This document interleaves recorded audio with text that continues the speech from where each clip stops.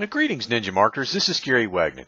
Now, if you read the words, "Oh, great, it's raining," and maybe you read that on the title of this blog article, or maybe you're just hearing this and not reading it. But if you saw those words, what picture comes to mind? Well, if you're a mom, or maybe and got some small kids, or it's summer vacation, you're probably going to read that sentence this way: "Oh, great, it's raining." Disappointment, disgust. Oh God, I've got these kids stuck inside for the day. What am I going to do with them?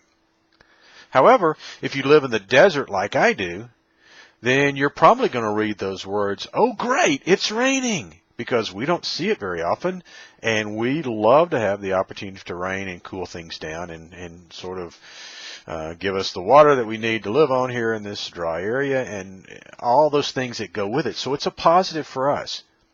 The words are the same, but the meaning is different. So when you create content for your blog or your website or social media, the tone of the content is equally as important as the way you say it, the actual verbiage. And since the reader can't hear the tone of your voice to know what you really mean, then how do you convey that feeling? How do you inject that personality into your writing? Well, I can hear you now saying, "Well, how in the hell do you do that?" Well, if I wrote those words, which if you're reading the blog, you'd see that down below. If I wrote those words, then you hear that emotion in that sentence. You hear that frustration. You hear that almost disgust, like, "Idiot, I don't know how to do that. Tell me." But that's how you do it. You write your content just like you're speaking face to face. Why is that so hard? Well, I think really deep down inside, we feel like our 12th grade English teacher is lurking somewhere in the recesses with a red pen in hand, ready to strike like super English teacher, with a big E on her chest. So we have that ingrained feeling that we got to write this in that's grammatically correct. Well, I'm not saying discard all the rules of grammar, because you don't want to make yourself look like an idiot. What is the saying? Better to remain silent and be thought a fool than to open one's mouth and remove all doubt.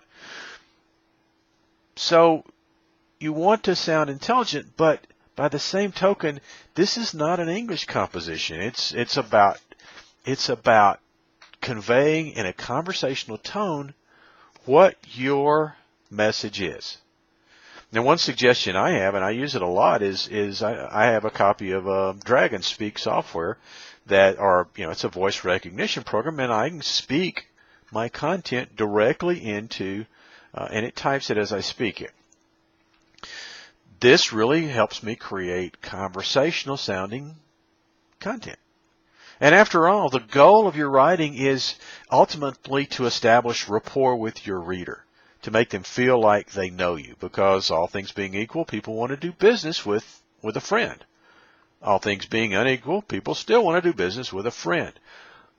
So if your writing conveys that message that you're talking face to face, maybe you need to put a picture of your average client and tape it to your monitor while you're writing so that you feel like you're talking to that person. Write for one person. You're not writing for the masses. You're writing for one person, and you're talking to that one person. And they'll hear that and connect with your message exactly the way you want. That's my message for today. And oh, by the way, it's raining. Gary Wagner, Ninja Marketing. See you on the next video.